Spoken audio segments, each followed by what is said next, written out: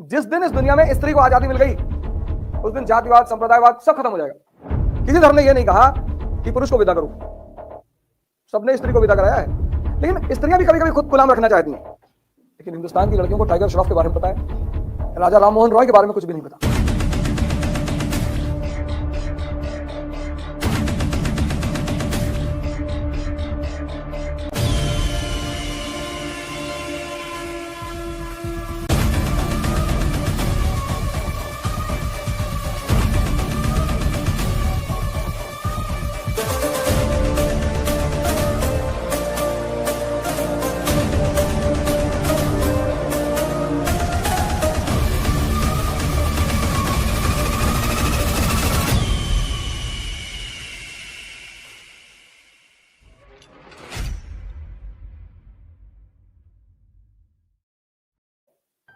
जैसे बड़े सारे समाज हैं, ट्राइबल समाज हैं, जहां लड़के विदा होते हैं।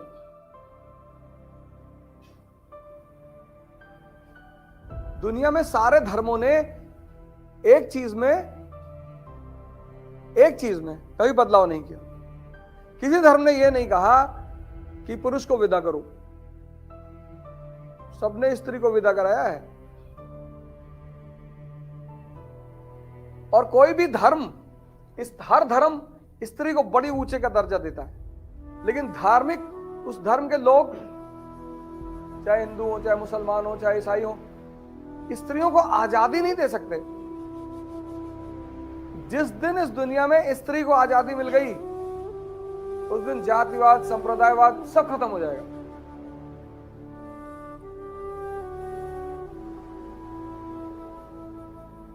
क्योंकि जब स्त्री के पास चुनने का अधिकार होगा तो वो उसी को चुनेगी जो धनुष तोड़ेगा।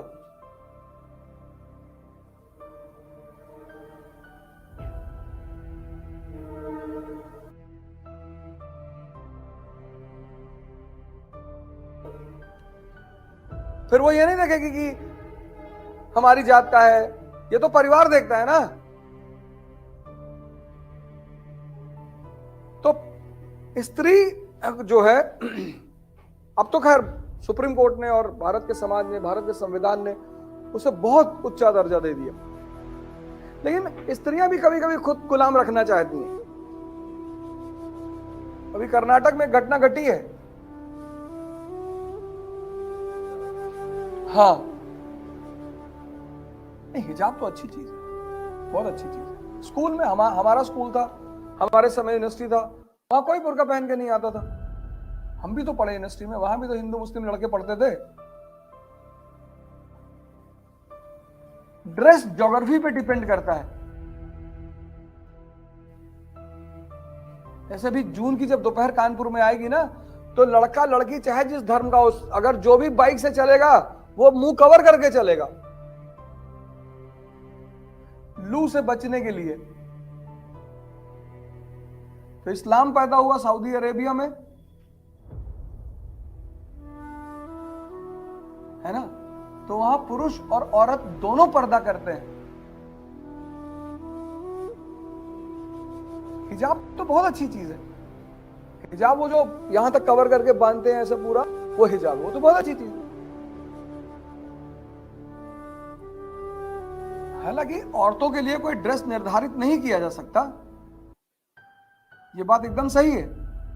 लेकिन कुछ ड्रेस है जो औरतों में बहुत अच्छे लगते हैं। किसी के लिए कोई ड्रेस नहीं बनाई जा सकती, और ये सब चुनना औरत का अधिकार है, वो क्या पहनेगी क्या नहीं पहनेगी। अब तो आज तो भारत ने बहुत अधिकार दे रखे हैं औरतों को। लेकिन आज से 50 साल पहले, 100 साल पहले, कुछ भी तुम अगर गुप्त काल के बाद का समय भारत में देखो, स्त्री को ना तो पुरुष की संपत्ति में अधिकार है ना पिता की संपत्ति में। तभी तो सती होती थी। 11 साल में शादी हो गई, बाल विवाह, 12 साल में विधवा हो गई। पति के संपत्ति में अधिकार ही नहीं, पिता के संपत्ति में अधिकार ही नहीं, शिक्षा नहीं थी उसके पास, कोई व्यवसाय नहीं था उसके पास। तो जो उसको पालता वो उसका शोषण भी तो करता। यूज भी, प्रेम रोग जो मूवी बनी है वो इसी पे तो बनी है, नहीं देखा?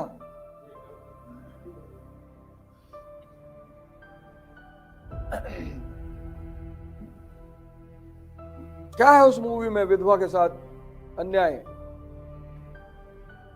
पद्मिनी को कोल्हापुरी की शादी होती है, उसका हस्बैंड मर जाता है, तो उसका जो जेठ होता है वो रेप करता है उसके साथ। तो वो तो खैर चलो राजा की फैमिली थी, ऐसे न जाने कितनी घटनाएं घटी होंगी। तो उसका सबसे अच्छा रास्ता है कि जीवन से हटा ही दो। तो छोटी छोटी बच्चियों को सजा के दुल्हन की तरह शमशान ले आते थे, फिर वहां उन्हें भांग पिलाई जाती थी, फिर लाश के चारों तरफ ढोल मजीरा लेके लोग खड़े होते थे, बजाते थे, फिर पिता अपनी बेटी को गोद में उठा के उस पर झोंकता था। बहुत खतरनाक प्रथा थी। लेकिन हिंदुस्तान की लड़कियों को टाइगर श्रॉफ के बारे में पता है, राजा राम मोहन रॉय के बारे में कुछ भी नहीं पता। ज्यादातर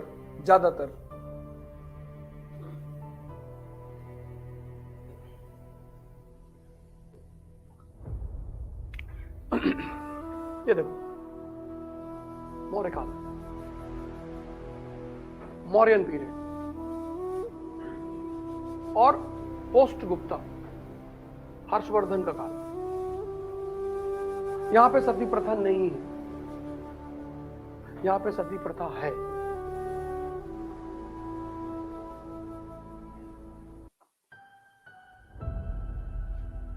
अब ये जो काल है, ये द्वितीय नगरी क्रांति का काल है, second urbanisation, trade and commerce का काल है। शहर, बड़े बड़े शहर, मतलब आज का ये यूएस का काल है, यूनाइटेड स्टेट्स ऑफ अमेरिका का। और ये जो काल है, ये आज का अफगानिस्तान का काल है, फ्यूडलिज्म। अब ये अर्बनाइजेशन का पीरियड है, second urbanisation, trade and commerce चल रहा है, बड़े पैमाने पर व्यापार वाणिज्य चल रहा है। और भारत की सबसे बड़ी चीज जो यूरोप जा रही है वो है मसाला। मसाले के बाद जो दूसरी चीज सबसे बड़ी यूरोप जा रही है वो कपड़ा है।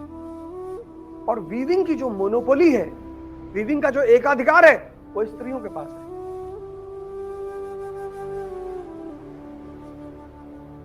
भारत के दो प्रमुख निर्यात के वस्तु, पहला मसाला, दूसरा कपड़ा। और कपड़े में वीविंग की मोनोपोली किसके पास है? तो उससे क्या हुआ? वुमन की आर्थिक स्थिति बड़ी मजबूत रही। तो चूंकि उसकी आर्थिक स्थिति मजबूत रही, तो उसकी सामाजिक स्थिति मजबूत रही।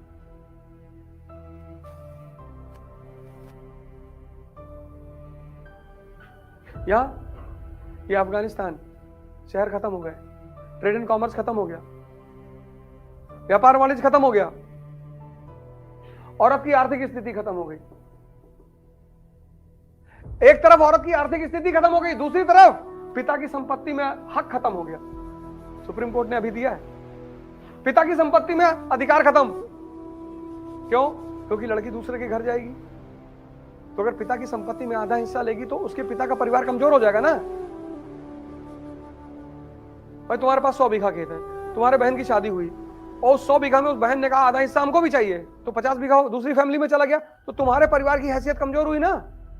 तो इस काल में स्त्रियों का जो पिता की संपत्ति में हक था वो खत्म कर गया। अब देखो, आर्थिक स्थिति भी खत्म हो गई और पिता की संपत्ति में हक भी खत्म हो गया।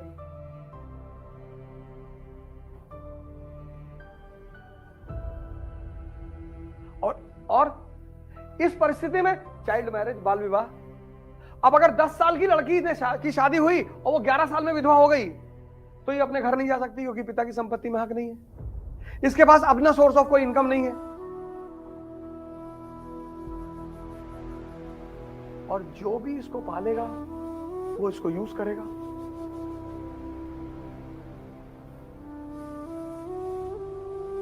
बोले मार डालो, बोले सबसे अच्छा तरीका मार डालो। तो यहां सती प्रथा को बढ़ावा मिला।